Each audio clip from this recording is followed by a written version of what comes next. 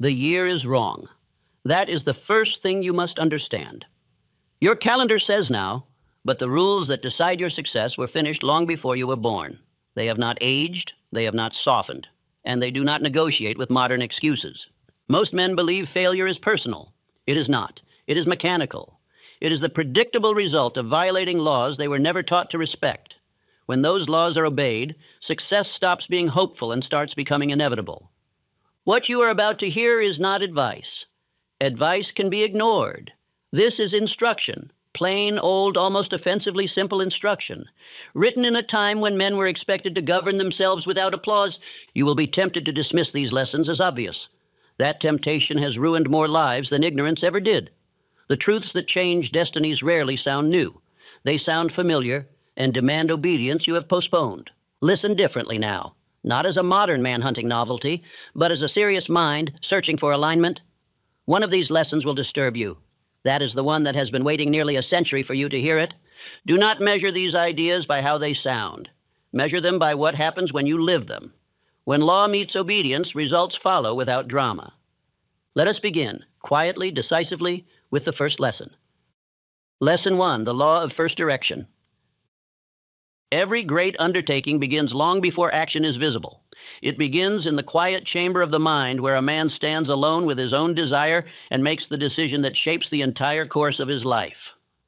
From the outside, the world sees change only when the hands begin to labor, when plans take form, or when fortune reveals itself. But the true beginning lies deeper.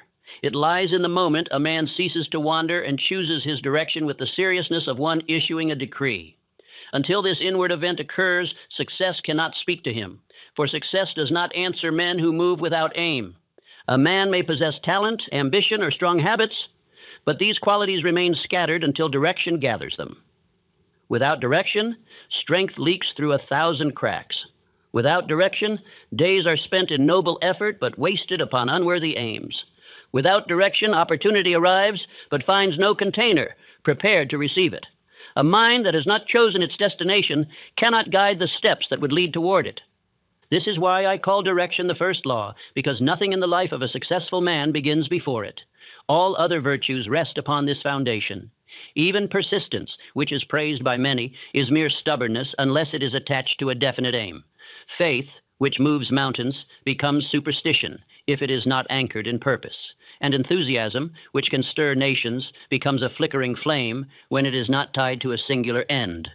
Observe the conduct of Edwin C. Barnes. When he declared that he would become the business partner of Thomas Edison, he did not say he hoped, wished, or desired vaguely. He chose his direction with a firmness that left no room for confusion. His clothes were worn, his resources almost nothing. Yet his direction gave him an inward authority that riches could not have added. Direction elevated him above his circumstances. It made him appear to others as a man destined for advancement. And because he carried this inner clarity, the world began to treat him accordingly. Contrast this with the multitude who scatter themselves among many small wishes. They desire comfort today, opportunity tomorrow, reputation next week. They shift their aim as easily as the wind changes its course. They cannot commit to one thing long enough to become the master of it. Their direction is borrowed from mood, not fixed by decision. Such men remain in motion, but make no progress. They confuse movement with advancement and wonder why years pass without reward. Direction is not a casual selection. It is an inward alignment that gathers every part of a man toward one end. It clarifies thought. It organizes energy. It sharpens perception. It purifies desire. It does not merely point the way, it prepares the traveler. When a man chooses his direction, the subconscious accepts this as law and begins shaping his conduct to match the decree. Idle habits fall away. Indecision loses ground. Effort becomes unified. The man becomes one thing instead of many fragments. You may have noticed that those who succeed seem to move with calm authority, even before their results appear. This calmness is not arrogance. It is the natural effect of direction. A man who knows where he's going does not tremble with every change in weather. He does not question his worth at every difficulty. He does not retreat because others doubt him. His direction holds him steady. He becomes like a river that cannot turn back to its source. All its force moves forward. Direction also reveals the companions you must keep and the companions you must release. When a man does not know his path, all company feels suitable. But when direction is chosen, he sees clearly which influences strengthen him and which weaken him. As a man adjusts his course, his environment adjusts with him. People sense direction. They either rise to meet it or fall away from it. Let us consider how direction transforms a man in the eyes of others. A person without direction appears uncertain, easily swayed, easily doubtful. But a man with direction commands respect even before he has earned it. His certainty becomes a form of silent persuasion. Others feel safer near him because he appears safe within himself. Even those who disagree with him recognize that he moves from conviction, not convenience. Direction also protects a man from the great danger of imitation. Many fail because they attempt to follow the aims of others rather than the call of their own nature. They adopt goals that do not belong to them and then wonder why their spirit rebels. But a man who chooses his direction from within cannot be swayed by the noise of comparison. His purpose becomes a compass that returns him to truth whenever distraction calls. When you choose your direction, choose boldly. Choose something worthy of the discipline it will demand. Choose something that strengthens you as you pursue it. And once chosen, do not revisit the decision except to deepen it. A direction reconsidered daily is not direction at all. It is wavering disguised as thought. Lesson 2, the habit of silent force. As I continued my study of the men whose names became woven into the industry and achievement of this nation, I discovered that nearly all of them shared a quality that eludes the common man. This quality was not brilliance, nor unusual strength, nor favorable fortune. It was not charm, nor lineage, nor rare opportunity. It was something so simple that most people overlook it entirely. They worked with a silent force, a calm, steady, unbroken persistence that asked for no praise, needed no excitement, and depended upon no outward encouragement. While the average man labored with much noise and little progress, these men worked with little noise and great progress. Silent force cannot be understood by those who believe progress must be dramatic to be real. Most men pursue their aims with bursts of enthusiasm followed by long seasons of idleness. They believe they can make up in intensity what they lack in consistency. But life does not reward the man whose flame burns wildly for a moment. It rewards the man whose flame burns steadily for years. Silent force is the flame that does not flicker. Observe Henry Ford in his early years, long before machines bore his name. He did not shout his ambition. He did not declare to every passerby that he would revolutionize transportation. He bent his head over each small improvement, repeated his experiments, refined his failures, and returned the next day with the same quiet determination. There was no noise in his labor, no audience to admire his effort. Yet the force he generated through repetition grew until it became visible in the world around him. Contrast this with the man who requires applause to work, or the man who cannot move forward unless excitement carries him. Such a man begins with vigor, but ends with weariness. His enthusiasm cannot endure the friction of slow results. He expects quick harvests from shallow soil. When difficulties arise, his fire evaporates, and he believes fate has betrayed him. In truth, he has betrayed himself, for he relied upon emotion instead of discipline. Silent force does not rely on emotion. It is built upon decision. Once a man decides upon his aim, silent force becomes the method by which that aim is pursued. It is not loud, for loudness is often a sign of doubt. It is not hurried, for hurry is a confession of disorganization. It is not dependent upon inspiration, for inspiration is unreliable. Silent force is a habit, not a mood. Most men underestimate the might of a habit. They imagine that only great actions produce great results. But I have found that the smallest act, when repeated faithfully, contains more power than the largest act performed only once. The hill is moved not by the shovel struck in anger, but by the steady lifting and placing of earth. Silent force is the method by which mountains are moved without commotion. When a man practices silent force, something deep within him changes. His mind becomes obedient to his will. His will becomes obedient to his purpose. The scattered impulses that once controlled him fall silent. His confidence grows, not through praise, but through the quiet knowledge that he can rely upon himself. He becomes a man others trust, even before understanding why. Men of silent force never boast of how hard they work. They do not speak endlessly of their obstacles. They do not seek pity or admiration. They simply continue, and this continuation is their advantage. For the world is filled with men who begin strongly and end weakly. The man who continues quietly, steadily, without complaint, will surpass them all. For the world cannot resist the progress of one who refuses to stop. Silent force is also a protector of time. The man who works quietly wastes no hours on dramatizing his effort. He does not pause to convince others of his seriousness. His energy is reserved for creation, not performance. This is why men of silent force gain years, others lose. Their progress multiplies because they do not leak energy through noise, distraction, or emotional outbursts. Silent force becomes especially powerful when progress appears slow. The common man abandons his aim when results do not match his expectations. But the man of silent force knows that slow progress is not a sign of failure. It is a sign that foundations are being laid. He does not protest the pace. He trusts the law of accumulation. He continues. Others will begin to notice the change in you when silent force becomes your nature. They will see in your manner a quiet confidence, a steadiness that does not depend on mood. They will trust your word because your action repeats it. They will sense that you are not experimenting with your purpose. You are advancing toward it. Lesson 3. The Ledger Within. In my long study of success, I discovered that every man carries a secret ledger within his own mind, a silent bookkeeper that records each thought he permits to remain, each belief he repeats, each doubt he entertains, and each conviction he strengthens. This ledger determines far more than his outward labor. It determines the limit or the expansion of his destiny. While the world measures a man by his actions, life measures him by the balance within this ledger. For action is only the outer echo of thought, and thought is the seed that commands the field. Most men never learn that each recurring thought is a deposit or a debt. A thought of fear is a withdrawal from the account of courage. A thought of defeat is a subtraction from the account of possibility. A thought of envy is a charge against the account of faith. These thought debts accumulate quietly until the man discovers, often too late, that he has bankrupted his chance for greatness long before he ever attempted to act. But the man who understands the ledger begins at once to reverse his fortune. He recognizes that each intentional thought of confidence is a deposit toward a stronger character. Each repetition of purpose deepens his resolve.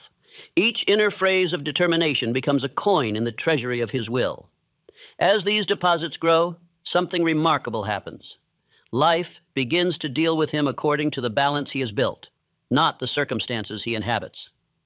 Most men guard their money more carefully than their thoughts, never realizing that money is merely an outward reflection of inner conditions. A poor thought habit will destroy wealth faster than misfortune. A rich thought habit will create opportunity where none appears visible. Every man is his own treasurer, and the mind does not forgive careless bookkeeping. You may not be able to control every event of your day, but you can control every thought you choose to strengthen. Events occur briefly. Thoughts remain until replaced. You may not change your surroundings at once, but you can change the ledger from which your surroundings arise. The world begins to reorganize itself when you reorganize the ideas that occupy your inner chamber. This law is neither mystical nor mysterious. It is practical. It is as reliable as gravity. I observed its operation among successful men so frequently that I began to regard it as a law of nature.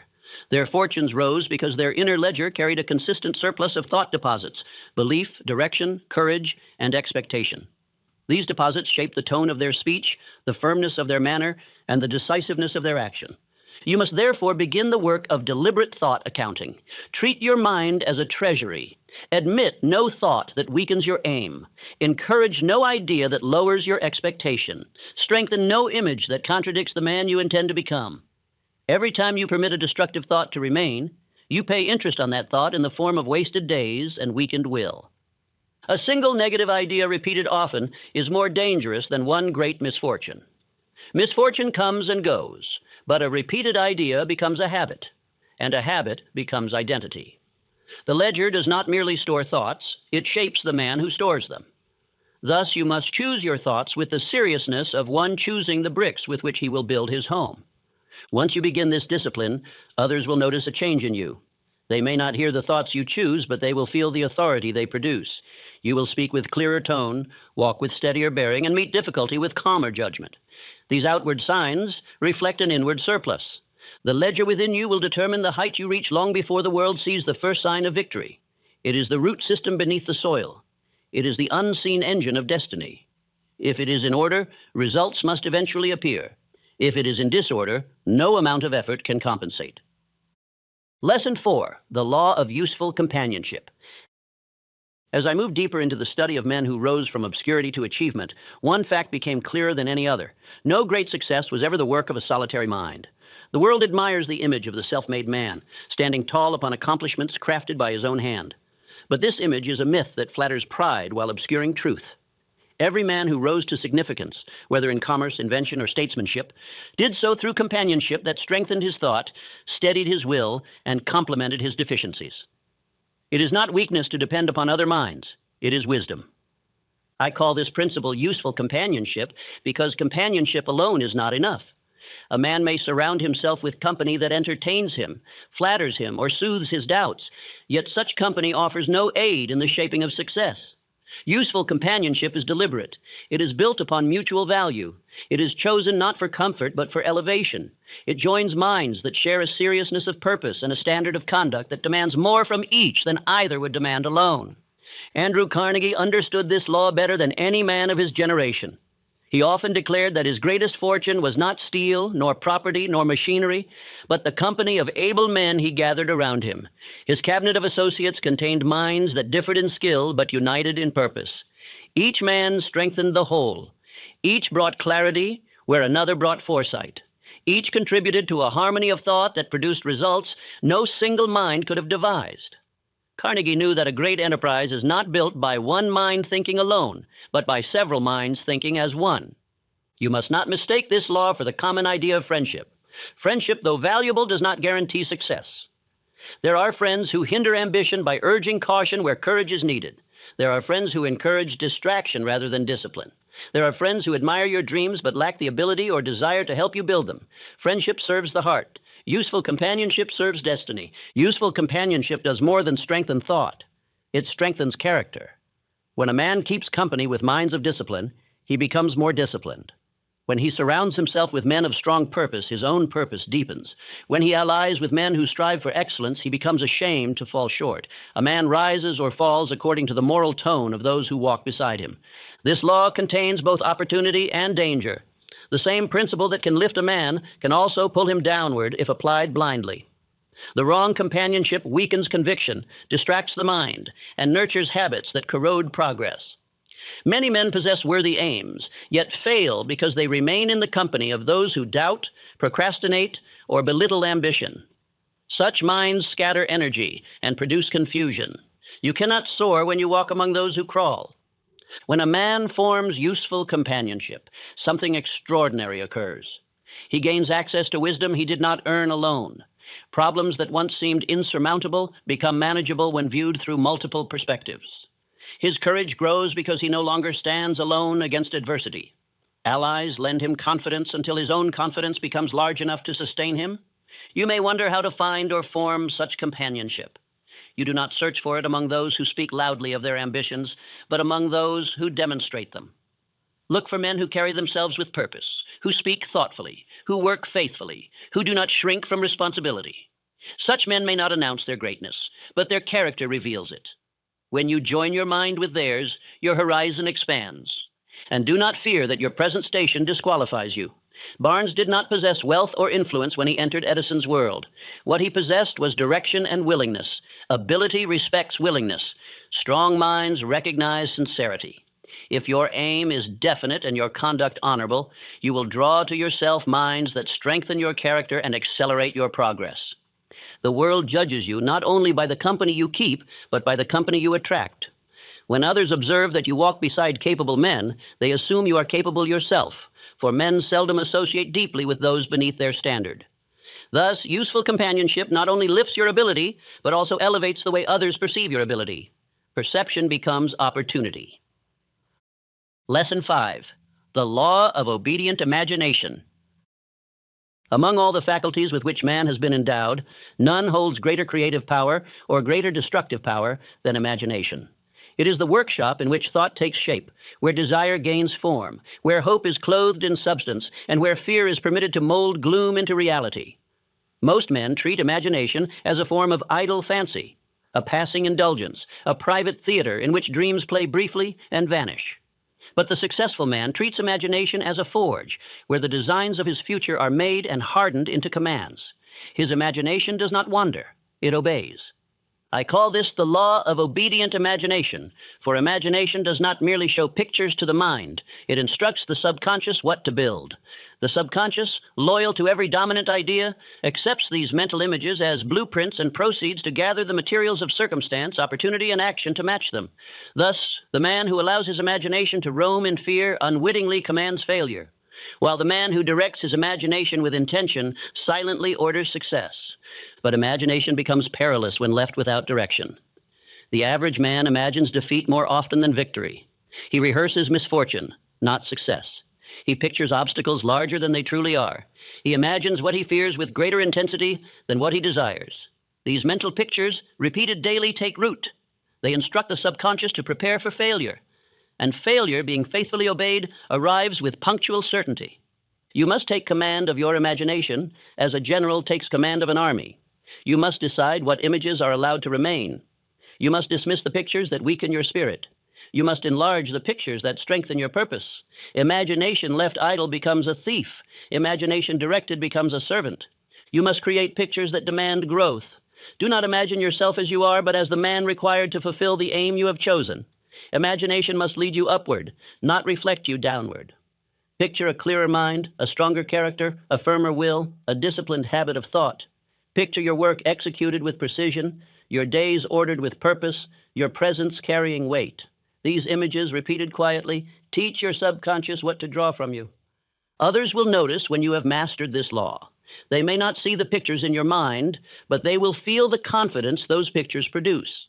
They will remark upon your calmness, your certainty, your manner of speaking as though you have already walked the road you are beginning. They will sense that nothing in your conduct contradicts your aim. That is the sign of a man whose imagination is obedient.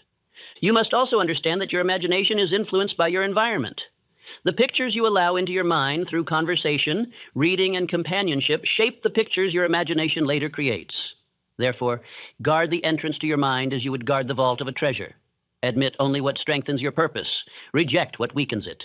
Be wary of imagining too many outcomes at once. A divided imagination leads to a divided life. Hold one image of your chief aim and let every other picture fall away. Consistency of image produces consistency of action. Consistency of action produces inevitability of result. The great men I studied were not gifted with unusual powers. They were gifted with unusual discipline. They refused to allow their imagination to wander into doubt. They refused to indulge pictures that contradicted their direction. They lived within images of their desire until those images became identity. And once identity was formed, success followed. For the world always aligns with the man who has aligned himself inwardly. Imagination must be trained. It must be exercised. It must be nourished with thought and faith. The more you repeat an inner image, the more vivid it becomes. The more vivid it becomes, the more power it gains. The more power it gains, the more naturally your actions conform to its outline. Your imagination is building your future this very moment. The question is not whether it is building, but whether it is building by accident or by command. Lesson 6.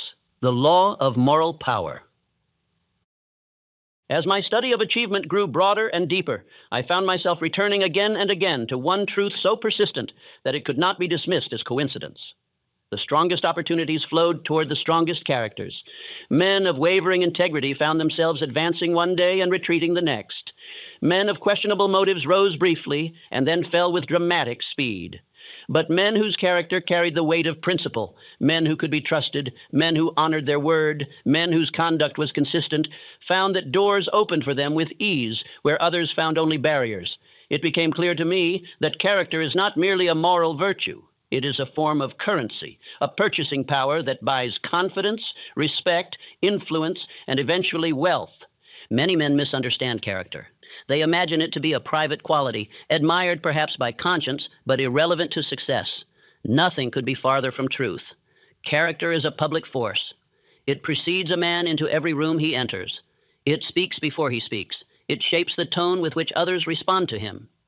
Men of strong character carry an atmosphere, an unmistakable impression that they can be depended upon. Men of weak character carry an odor of risk. Observe the rise of Theodore Roosevelt. Whatever one thinks of his policies, none could deny the power of his character. He was firm, disciplined, courageous, and steady in principle. His character did not merely support his success, it generated it. Men followed him not because he demanded loyalty, but because he embodied the stability that others wish to cultivate within themselves. This is moral power, the ability to influence without force, to command without shouting, to inspire without pleading. This law becomes even clearer when you examine the failures. Men who sought shortcuts, who bent principles for temporary gain, who used deception to advance their aims, inevitably paid a great penalty. Their victories were brief, their reputations shattered, their opportunities poisoned. Wealth cannot remain in the hands of the corrupt, for corruption repels trust, and trust is the lifeblood of enterprise. A man may gather riches by questionable methods, but he will not keep them. Fortune is drawn to character and escapes characterlessness. You must understand that moral power is not a rigid severity, nor a pretended virtue. It is a practical force built through daily conduct. Each time you keep your word, your character strengthens. Each time you choose honesty over convenience, your character earns interest. Each time you restrain anger, temper desire, or control impulse, you enlarge the foundation upon which your future must rest. Character is built in private, but rewarded in public. Let us consider why character holds such economic force. A man of integrity frees the minds of those around him. They do not worry whether he hides a motive. They do not question whether he will fulfill his obligations. Their thoughts remain unburdened. People gravitate toward those who ease their concerns. They recoil from those who multiply them. Thus, character becomes a magnet for cooperation. A strong character also expands opportunity by enlarging a man's own sense of worthiness. Many men fail not because they lack ability, but because they secretly doubt their right to succeed. They sabotage their efforts, shrink from advancement, or accept conditions beneath their potential. But when a man disciplines himself inwardly, when he behaves in a manner that earns his own respect, he begins to feel deserving of success. His subconscious responds. His decisions become bolder. His presence becomes firmer. His results follow. Character is also protection. When storms arise, and they will rise for every man, character steadies the spirit. It prevents panic. It preserves judgment. It keeps emotion from flooding reason. Many failures occur not because the plan was poor, but because the man was unprepared to hold steady under pressure. Character is the ballast that keeps the vessel upright when the winds strike. It is true that some men possess charm that wins temporary favor. But charm without character is a painted mask. It cracks under the weight of responsibility. The world eventually withdraws from the man whose mask hides weakness beneath it. But the world draws near to the man whose strength is genuine, steady, and tested by time. Do not imagine that your present character is fixed. Character can be enlarged. It can be sharpened. It can be strengthened by intention. Each day offers opportunities to practice restraint, honesty, courage, patience, clarity, and discipline. These virtues accumulate like coins, building a treasury of moral power that will one day pay for opportunities you could not purchase otherwise. Others will notice your growth. They will sense a dignity in your manner, a steadiness in your tone, a reliability in your conduct. They will offer trust without bargaining, and trust, once given, unlocks doors no keys can open. Lesson 7. The law of decision without echo.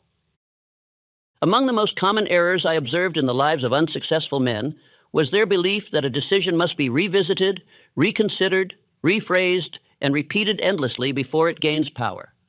They speak of their aims today with boldness, only to speak of their doubts tomorrow with equal confidence. Their decisions echo throughout their days, bouncing from conviction to hesitation, from certainty to retreat. This echo destroys the force of their will. No decision gains strength through repetition of thought. A decision gains strength through finality.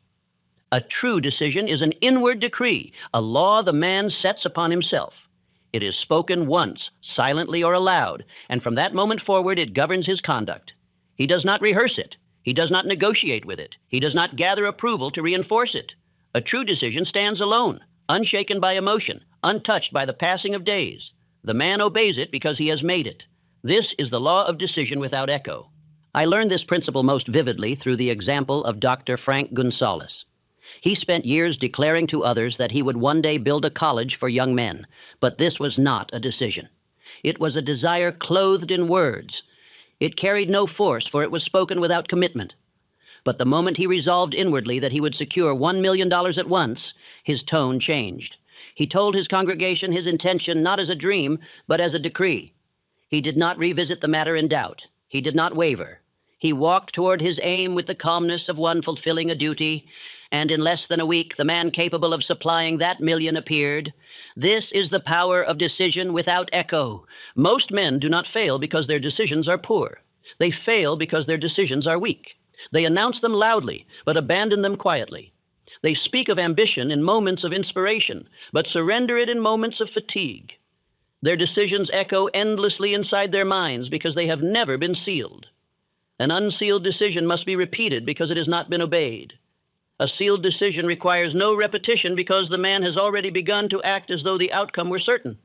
You must learn to distinguish between a preference and a decision. A preference is something a man would like to have. A decision is something he will have, and having declared it, he adjusts his conduct accordingly. A preference shifts with conditions. A decision shapes conditions. A preference asks, "May I?" A decision declares, "I shall." The men who achieved greatness did not repeat their decisions. They embodied them. Edison did not wake each morning to ask whether he would continue his search for the incandescent lamp. The decision had already been made. Roosevelt did not question whether he would serve with courage. The decision lived within him. Carnegie did not revisit whether he would build an empire of industry. The decision shaped his every day. When a man continues to talk about the same decision, it reveals that the decision has not entered his identity. He is trying to convince himself through sound rather than through action. But the subconscious does not obey echoes. It obeys only the seriousness of a decree followed by corresponding effort. Once the subconscious accepts a decision as final, it begins arranging resources, allies, ideas, and opportunities with a precision that astonishes the untrained mind. This law does not suggest that a man should decide hastily or without thought. Proper decision requires clarity of direction and sincerity of purpose. But once the decision is made, further debate must cease. A man who debates after deciding has not decided. He has postponed decision under the disguise of thought. Others will sense your change the moment you begin practicing this law. Your tone will shift.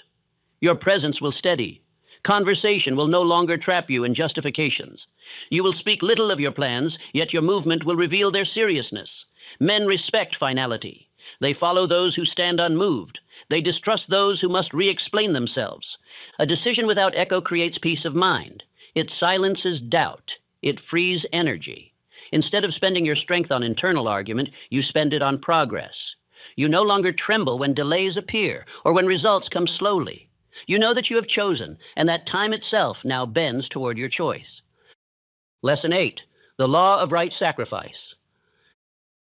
As I examined the rise of the most successful men of my time, I found a principle so simple and so often ignored that it explained more failures than misfortune ever could.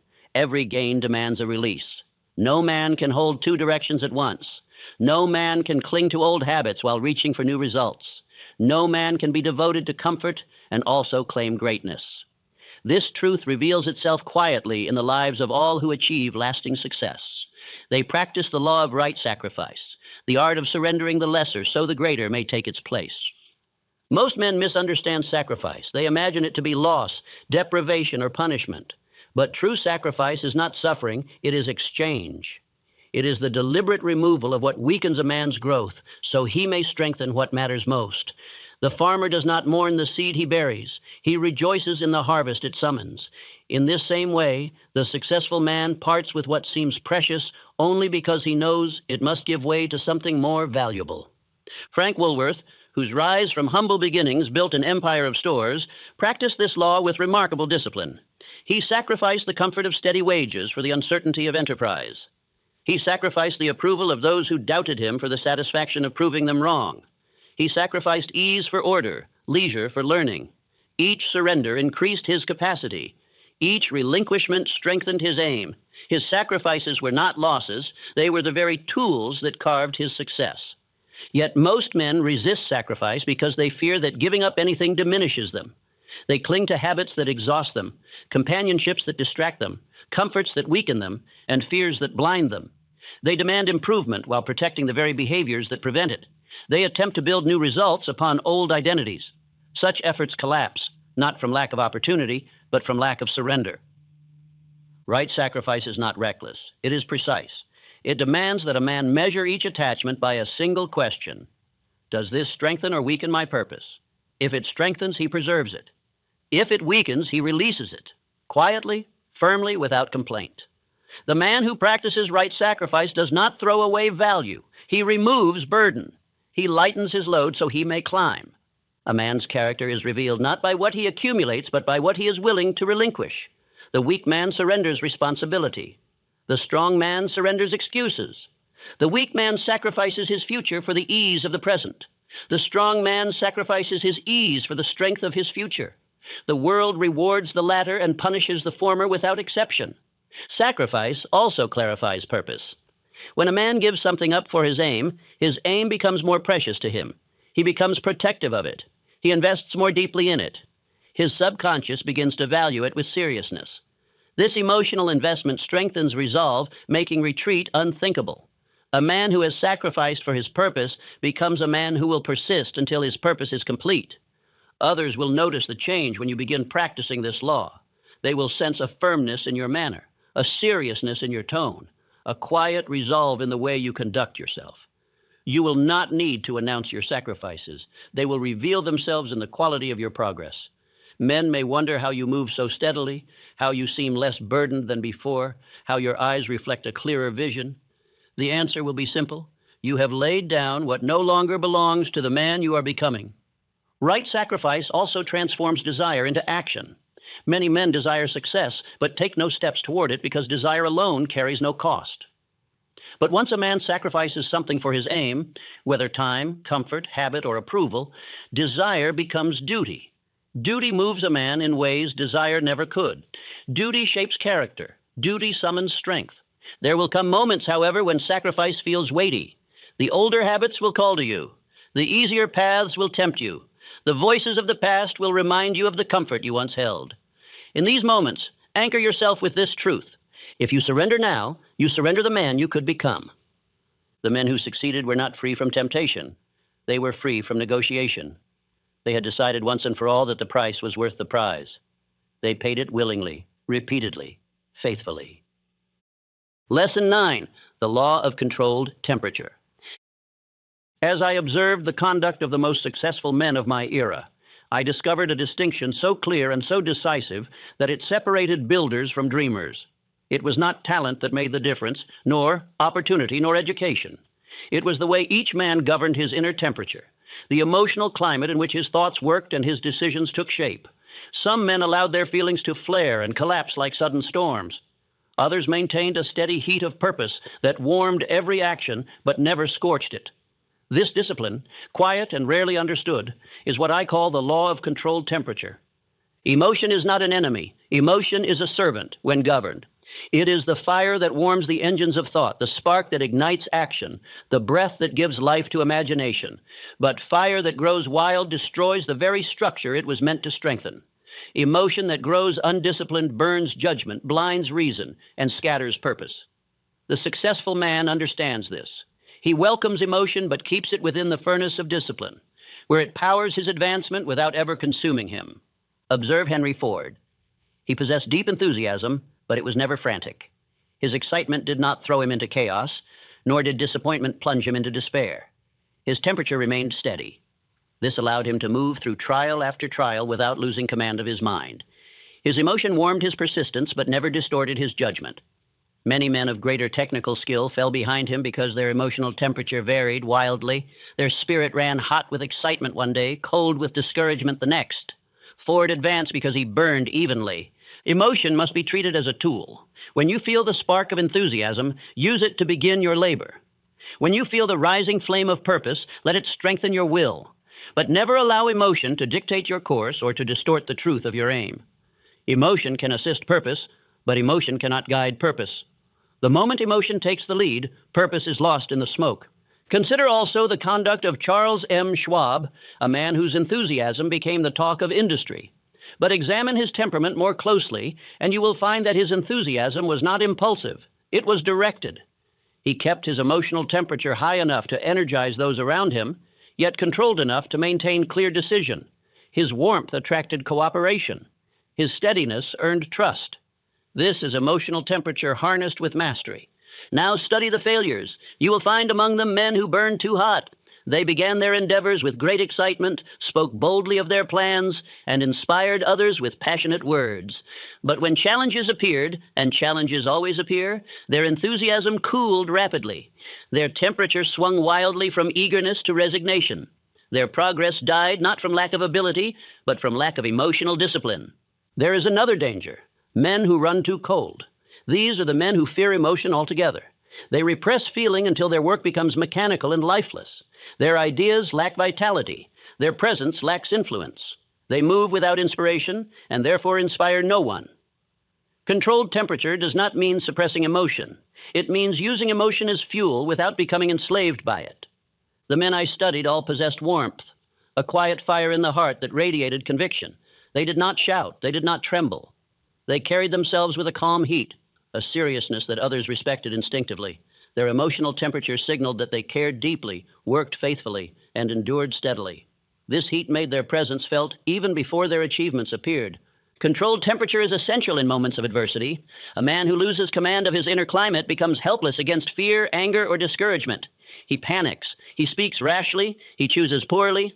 But the man who keeps his temperature balanced meets difficulty with a level mind. He neither freezes from fear nor burns from impatience. He remains usable by his own purpose. When a man controls his temperature, he becomes reliable. Others trust him not because he is perfect, but because he is consistent.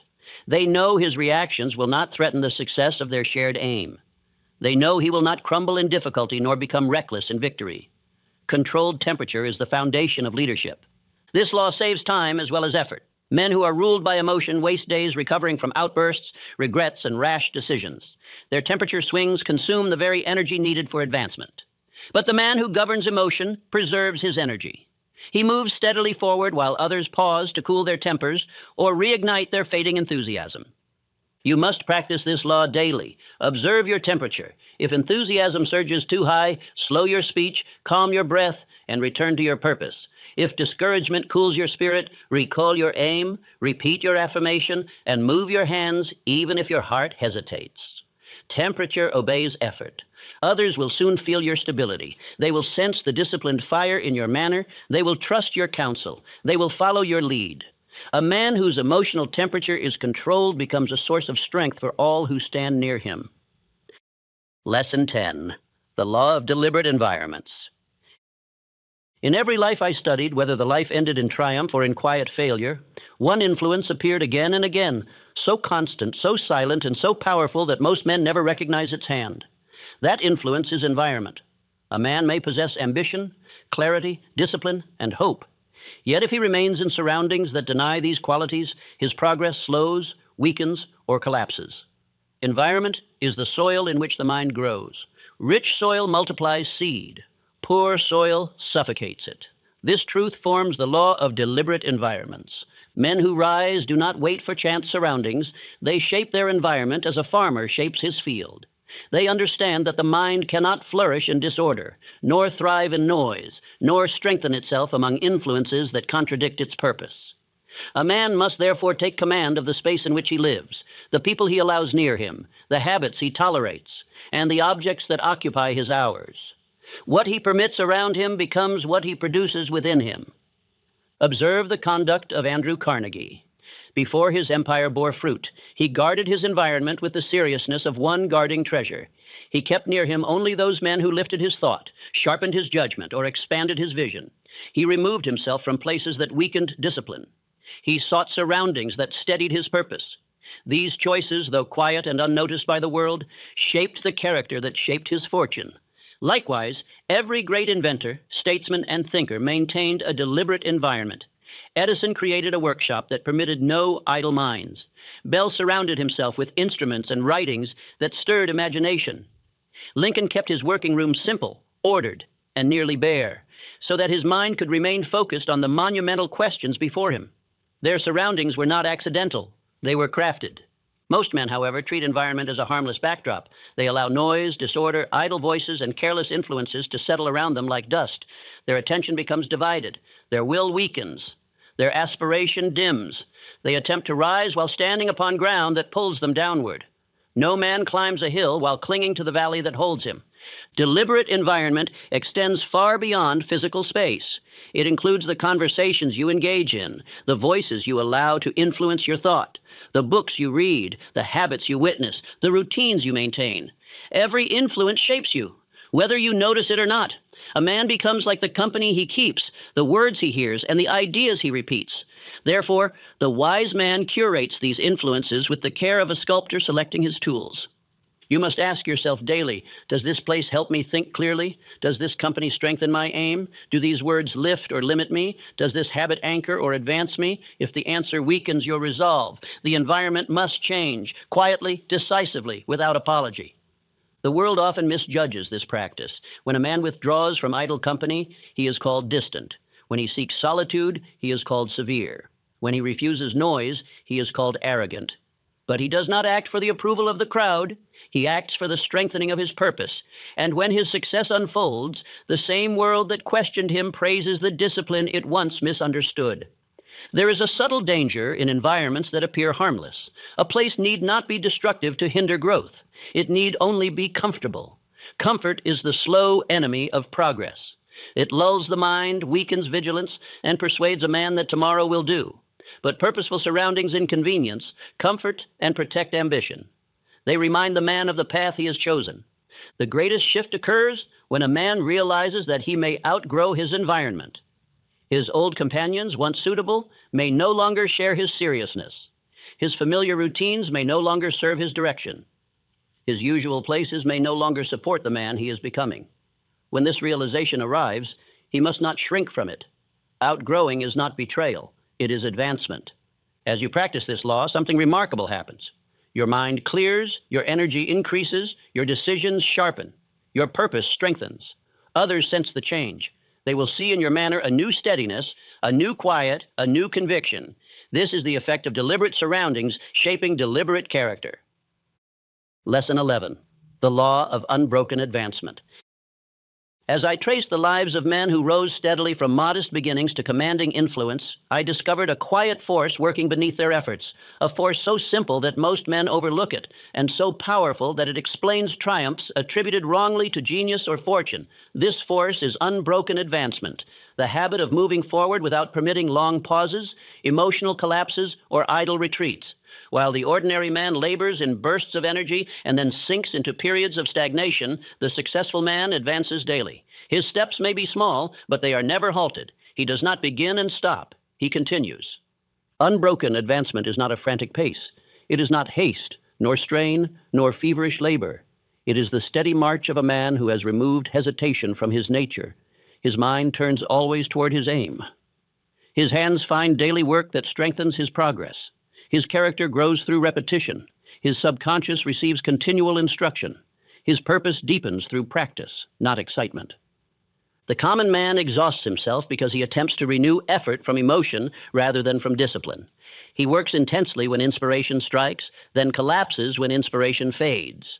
His progress is like a flame that burns bright, then dies, then must be rekindled with difficulty. Each interruption weakens his will. Each pause cools his desire. Each retreat forces him to climb again the same hill he abandoned. Thus, he spends years traveling a short distance. But the man who understands unbroken advancement does not rely upon inspiration. He relies upon rhythm. He knows that the mind prefers continuity, that the will strengthens through constancy, and that the subconscious responds most faithfully to repeated signals. When he moves forward every day, even slightly, he stores momentum within his character. This momentum becomes his silent partner, pushing him forward even when the day feels heavy. Observe again the conduct of Thomas Edison. His experiments were not bursts of brilliance, but long chains of effort, each link forged by the day before. He advanced steadily, even through failure. He did not permit difficulty to interrupt his rhythm. Because he continued, his mind remained warmed by purpose. Because he continued, ideas flowed into his imagination. Because he continued, obstacles eventually surrendered. Unbroken advancement turned failure into progress and endurance into achievement. Consider, too, the life of Charles M. Schwab. His success was not the product of sudden leaps, but of steady, unbroken advancement. He moved from minor responsibility to greater ones because he never allowed his efforts to cool. He did not perform with brilliance for a moment. He performed with reliability for years. Men who worked beside him came and went, rising briefly, then falling. He continued, and continuation made him inevitable. Unbroken advancement is also a shield against doubt. Doubt thrives in idleness. When a man pauses too long, his mind becomes vulnerable to fear, comparison, and confusion. But when he advances daily, doubt has no time to take root. His purpose fills his attention. His progress, however modest, reminds him of his ability. The man in motion feels far less fear than the man standing still. This law also governs the nature of habit. A habit requires repetition without interruption. Each break weakens the habit, each continuation strengthens it. Many men attempt to build new habits with enthusiasm, but abandon them at the first discomfort. They think the cost of breaking rhythm is small. They do not see that each break demands a new beginning. A man who starts again too many times eventually loses faith in himself. Unbroken advancement does not demand large steps. It demands loyal steps. A single hour of honest labor, repeated daily, is stronger than a day of intense work, followed by a week of silence. A man who does a little each day becomes a giant when the years gather behind him. A man who does much one day and nothing the next stays small. This law does not remove difficulty, but it removes the paralysis that difficulty once caused. When the man of unbroken advancement meets adversity, he does not stop. He adjusts, he adapts, he learns, but he continues. And because he continues, adversity loses much of its strength. You may wonder how to begin. Begin simply. Choose one action each day that advances your aim. Do not permit the day to end until that action is complete. Tomorrow, repeat. The next day, repeat again. Soon the action becomes habit. The habit becomes character. And the character becomes destiny. Lesson 12, the law of inner cleanliness. Among the subtle discoveries of my long inquiry into the habits of successful men, none surprised me more than this. The mind cannot hold greatness while it is crowded with disorder. Confusion, worry, bitterness, and cluttered thought occupy the very space where ideas, plans, and inspiration must enter. A mind jammed with unrest becomes a workshop without room for tools, a chamber so full of noise that wisdom cannot speak. This truth, though plain, escapes the masses. They attempt to add success to a mind already filled with fragments. But the men who rise understand the first duty of thought, to remain clean. I call this discipline the law of inner cleanliness, for it requires a man to guard the purity of his mental world with the seriousness of a surgeon guarding his instruments. No great plan can be built with a mind infected by resentment. No great decision can be made in the midst of emotional debris. No great opportunity can be recognized when the mind is clouded with restless worry.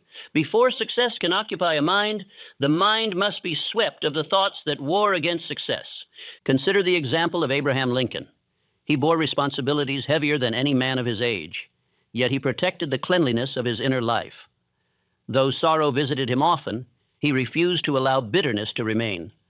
Though critics wounded him deeply, he refused to let resentment cloud his judgment.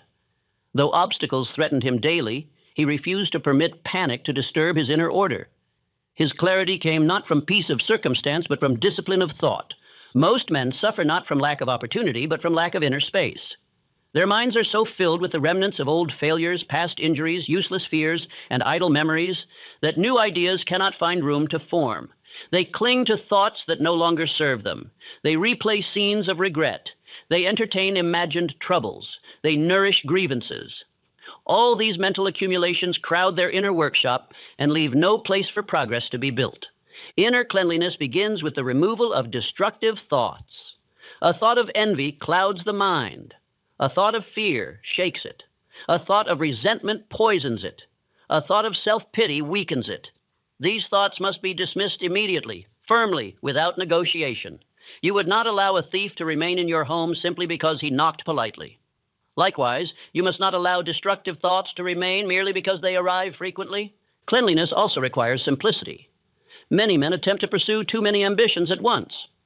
Their minds, overwhelmed by competing desires, cannot concentrate their force. A divided mind cannot build with precision. You must choose the aims that matter and release the rest. Simplicity creates mental space. Space creates clarity. Clarity creates strength. Observe the great builders of industry. Their desks were seldom littered with confusion. Their time was seldom filled with trivial matters. Their attention rested upon a few great concerns. They demanded order because they understood that disordered surroundings produce disordered thought. They knew that clarity is not a luxury, it is a requirement. Another form of mental clutter comes from the constant rehearsal of failure. Many men keep the memory of their past defeats alive, feeding them with emotion and allowing them to overshadow future possibilities. But failure, once examined, must be dismissed. Its lesson must be kept. Its sting must be thrown away. A man cannot build tomorrow with the rubble of yesterday scattered across the floor of his mind. Inner cleanliness does not demand a denial of difficulty.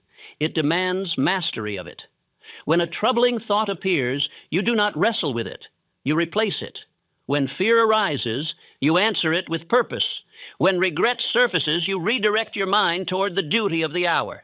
This discipline, repeated faithfully, cultivates a mind that is clear, quiet, and strong. As you practice this law, others will feel the difference in your presence. Your speech will become more deliberate. Your decisions will sharpen. Your patience will deepen. You will cease reacting impulsively, for your mind will no longer be cluttered with noise. You will hear your own thinking with greater accuracy, and in that clarity, direction will reveal itself more readily. A clean mind also attracts higher ideas. Inspiration enters easily when there is space for it to rest. Many of the greatest inventions, insights, and solutions arose not from frantic effort, but from quiet clarity. A clean mind invites wisdom the way a clean room invites light. Lesson 13, the law of final identity. When I completed my long examination of successful men, those who shaped industries, guided nations, and lifted themselves from obscurity into influence, I searched for the one truth that belonged beneath all others, the single law that governed every victory I had witnessed. That truth was this: a man does not achieve wealth or greatness by desire alone. He achieves it by becoming the sort of man to whom such results naturally belong. Every plan, every discipline, every law we have explored leads finally to this one, the law of final identity. Success is not something a man achieves. It is something he embodies. Wealth does not answer the man who merely wants it. It answers the man who has constructed within himself the character, the habits, the thoughts, and the spirit of one who can carry it. Influence does not flow to the man who covets it. It flows to the man whose identity commands respect. Opportunity does not attach itself to the man who begs for it. It attaches itself to the man whose presence declares readiness. Most men attempt to build a new life while clinging to an old identity. They seek advancement without transformation. They labor outwardly while remaining inwardly unchanged. They decorate their ambition with fine words while maintaining the beliefs, doubts, fears, and habits that governed their lesser years. They want the results of a stronger man without becoming the stronger man. This contradiction condemns them to remain exactly where they are. You must understand that identity is destiny. A man becomes what his repeated thoughts convince him he is. If he believes himself small, he behaves small.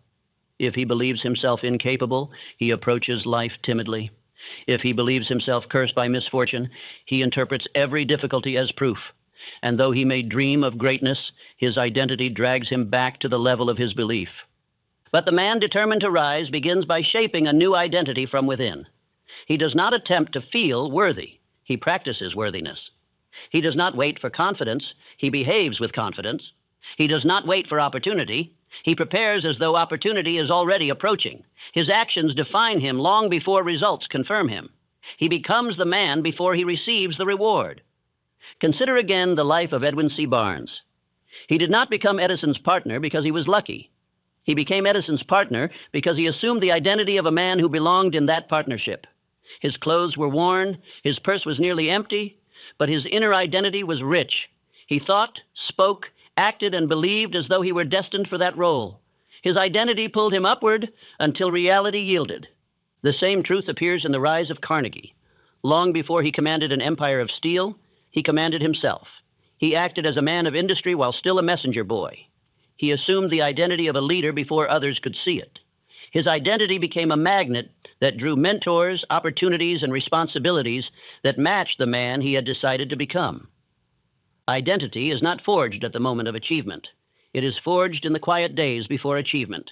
It is shaped by the promises a man keeps to himself, by the discipline he maintains when no one is watching, by the thoughts he chooses when doubt whispers, and by the conduct he maintains even when the reward is distant. Each of these acts adds a brick to the structure of identity. Eventually, the structure becomes so strong that success must rest upon it. Identity also clarifies decision. When a man knows who he is becoming, he knows what to reject. Temptations lose their power, distractions fall away. He does not ask, "Do I feel like it?" He asks, "Does this act belong to the man I am becoming?" This question eliminates conflict. It unifies thought and action. It removes hesitation. The man of rising identity does not negotiate with his lesser self. There is a moment, quiet but decisive, in the rise of every great man when he ceases trying to succeed and begins being the man who succeeds. The struggle shifts, doubt fades, confusion clears, purpose settles. From that moment onward, every law of success works with him rather than against him. Identity aligns every part of his nature toward the same end. When your identity and your aim become one, success becomes a matter of time, not chance. You have now reached the end of these 13 lessons. What remains is not more knowledge, but a decision to embody what you have learned, to rise inwardly so that outward results cannot be denied.